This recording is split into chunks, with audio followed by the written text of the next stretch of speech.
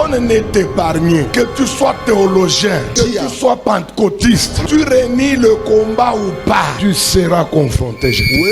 Si vraiment devenir chrétien, attendez-vous à des combats. Mais nous combattons contre qui? La Bible dit que notre combat à nous, ce n'est pas contre le sang, contre la chair. Mais nous sommes en train de combattre contre des puissances invisibles, des esprits d'une nature très compliquée et qui ont comme chef Satan, le diable. Et tout le monde qui devient chrétien, qu'il pleuve ou qu'il neige, il sera confronté à ce combat-là. Même le chrétien le plus pacifique qui n'aime jamais de combat, le fait qu'il est devenu chrétien, il sera confronté au combat. Personne n'est épargné. Que tu sois théologien, que tu sois pentecôtiste, tu réunis le combat ou pas, tu seras confronté.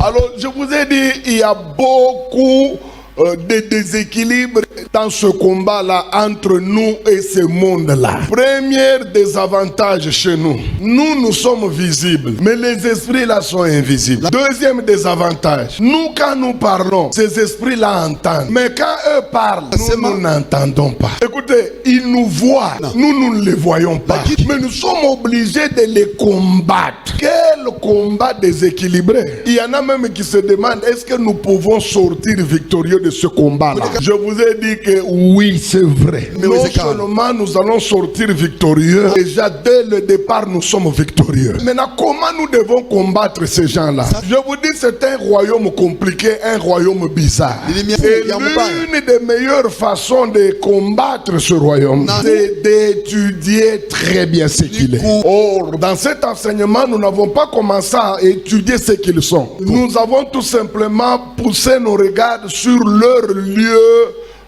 d'habitation. Ce royaume des ténèbres ici, Satan et ses esprits, ils vivent où? Ils sont où? J'ai entendu des témoignages. Certains témoignages disent que non, le trône de Satan est à Kananga. D'autres disent que c'est aux Indes. D'autres disent que non, c'est en Europe. Écoutez, toutes ces choses-là sont des bobards. Dans la Bible, on nous dit là où le diable est allé élire domicile quand on l'a chassé du ciel de Dieu. La Bible dit qu'il a choisi de se mettre entre le troisième ciel et la terre des humains. Depuis qu'il est dans cet endroit, la Bible le reconnaît comme étant le prince, le chef de la puissance de l'air. Donc tous les grands esprits de Satan, je ne parle pas des petits esprits qu'on appelle dans la Bible les démons. Je parle des collaborateurs du diable. Les différents groupes qu'on a nommés dans Éphésiens. Domination, les principautés,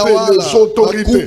Ces collaborateurs-là du diable ne vivent jamais sur la terre. Ils ont élu domicile dans les airs, entre le troisième ciel et la terre des humains. Maintenant, il peut arriver que, en m'écoutant, vous puissiez avoir très peur. Vous vous dites, bon, si un ange est bloqué dans le deuxième ciel, qu'en sera-t-il pour nous les humains? J'ai entendu certains frères qui m'ont dit des choses comme ça au téléphone. Ils m'ont dit, pasteur, ce que tu as expliqué, nous croyons que c'est vrai. Mais nous, les simples frères en Christ, qu'est-ce que nous pouvons faire si un homme comme Gabriel, on peut le bloquer? Et même la manière dont les frères me parlent au téléphone, c'est comme si Gabriel a été bloqué pour toujours. Et pourtant, lui-même dit dans sa bouche que Michael est venu à mon secours. Et c'est comme ça que je me retrouve auprès de toi. Et puis, Gabriel promet à Daniel une sorte de revanche. Il dit, voici, je vais monter. Mais je sais déjà qu'il y a un autre prince de Java qui est venu au secours. Mais j'irai le combattre.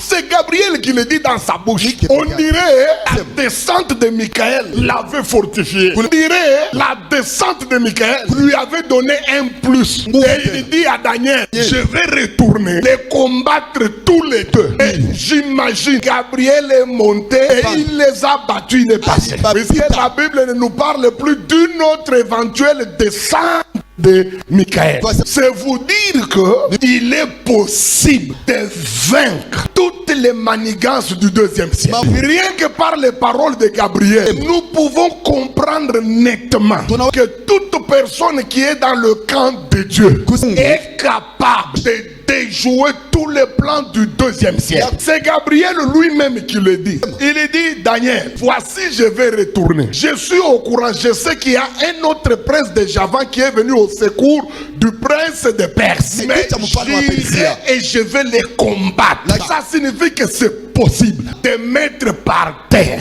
le deuxième ciel avec tout son système. Maintenant la question c'est de savoir comment est-ce que nous pouvons vaincre le dispositif du deuxième ciel.